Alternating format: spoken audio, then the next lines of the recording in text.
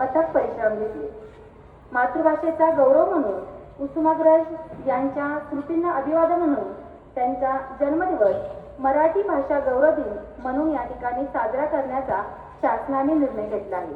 त्यानिमित्ताने त्यांच्या प्रतिमेचे पूजन करण्याची विनंती करते.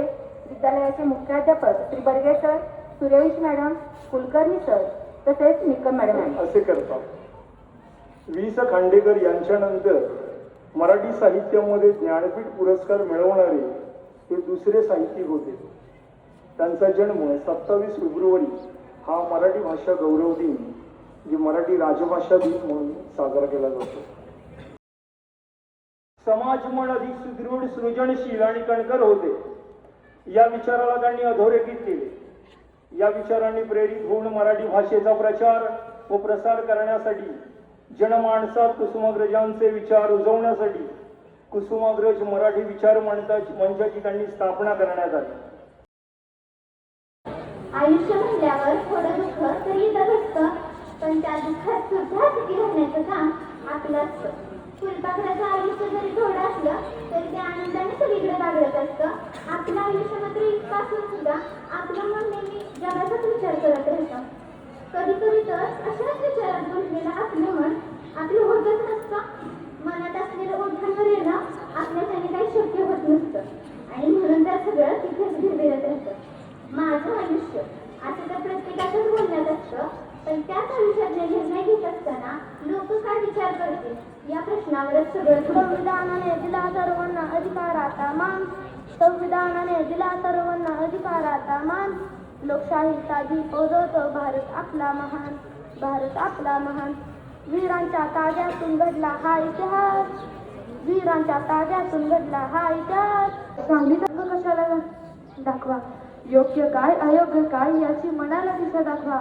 येता उघडा जाता उघडा, शून्यच पदरी मानवा, शून्यच पदरी मानवा. आज मराठी राजभाषा दिन आहे. त्यानिमित्तानं आमच्या शाळेतल्या मुलांनी काही कविता सादर केलेल्या आणि मी देखील त्यात सहभागी झाले. मी सुद्धा एक कविता सादर केली आहे. आयुष्य आयुष्य म्हणल्यावर थोडं दुःख तर येतच असतं, पण त्या दुःखात सुद्धा सुखी राहण्याचं काम आपलं असतं. फुलपाखराचं आयुष्य जरी थोडं असलं तरी ते आनंदाने सगळीकडे बागडत असतं. आपलं आयुष्य इतकं असून सुद्धा आपलं मन नेहमी दुसऱ्याच गोष्टींचा विचार करत राहतं. कधी कधी तर अशाच विचारात गुंतलेलं आपलं मन आपलं होतच नसतं. मनात असलेलं ओठांवर येणं आपल्याच्याने काही शक्य होत नसतं, म्हणून तर सगळं तिथेच भिरभिरत राहतं. माझं आयुष्य असं तर प्रत्येकाच्याच बोलण्यात असतं, पण त्याच आयुष्यातले निर्णय घेताना लोक काय विचार करतील या प्रश्नांवरच सगळं थांबतं. पण खरंच असाच विचार करताना जरा स्वतःसाठी जगणं राहूनच जातं.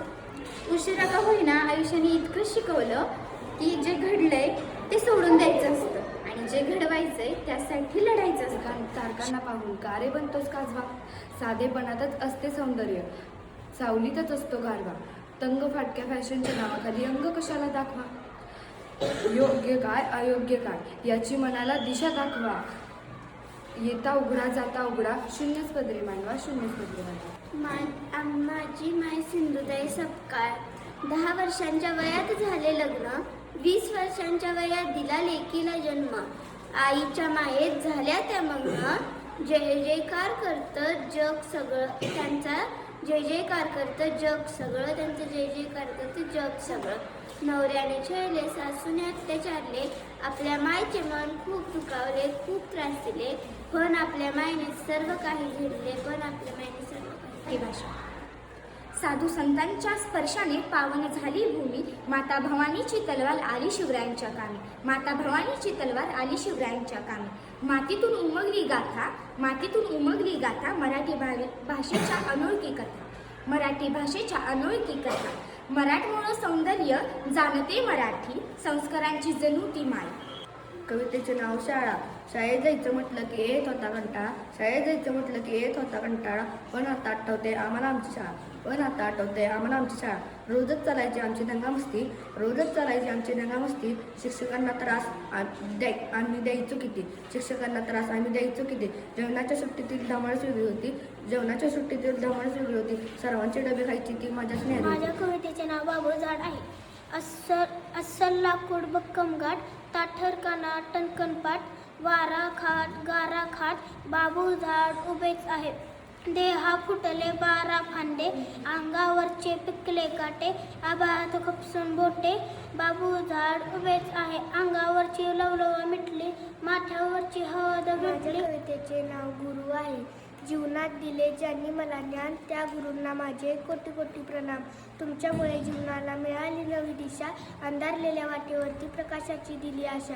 आम्ही माती तुम्ही कुंभार हवं तसं घडवा चुकला असता आमचा मार्ग नवा दाखवा. असू द्या सदा तुमची आमच्यावरती ज्ञानरूपी छाया. माझ्या कवितेचे नाव आहे प्रजासत्ताक भारत. 26 जानेवारीचा दिवस पावन 26 जानेवारीचा दिवस पावन विविधतेतून समानता दाखवतो आपण संविधानाने दिला सर्वांना अधिकाराचा मान. संविधानाने दिला सर्वांना अधिकाराचा मान.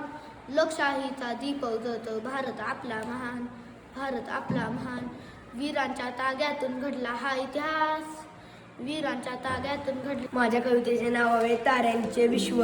प्रकाशातले तारे तुम्ही अंधारावर रुसा. आकाशातले तारे तुम्ही अंधारावर रुसा. हसा मुलांनो हसा मुलांनो हसा. माझ्या कवितेचे नाव आहे आयुष्य. आयुष्य छान आहे थोडे लहान आहे. आयुष्य छान आहे थोडे लहान आहे. रडतोस काय वेड्या लढण्यात छान आहे. रडतोस काय वेड्या लढण्यात छान आहे. काट्यावर ही फुलांची झुलती कमान छान. काट्यावर ही फुलांची झुलती कमान छान. आहे ज्ञानदिवस म्हणून साजला होतोय 7 नोव्हेंबरला विद्यार्थी दिवस. म्हणून साजला होतोय 7 नोव्हेंबरला विद्यार्थी दिवस. भारत देशाला संपन्न विश्वाला प्रेरणा देती ज्ञानज्योती. प्रेरणा देती ज्ञानज्योती. 7 समुद्र पार केली त्यांचे लेखणीने प्रगती. त्यांच्या कीर्तीने वाढले देशाचे बळ. त्यांच्या कीर्तीने वाढले देशाचे बळ. इतिहासात लेखणी त्यांच्या इतिहासात वाहती खळखळ. भारत देशाला संपन्न विश्वाला प्रेरणा देती ज्ञानज्योती.